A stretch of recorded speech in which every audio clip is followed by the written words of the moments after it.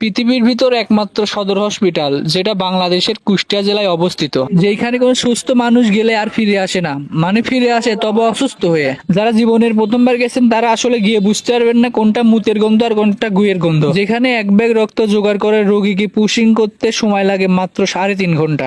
Doctor 8 নম্বর রুমে পাঠালে ওইখানকার নার্স বলে 9 নম্বর রুমে যেতে, 9 নম্বরের রুমে গেলে ডাক্তার বলে 8 নম্বরের রুমে যেতে।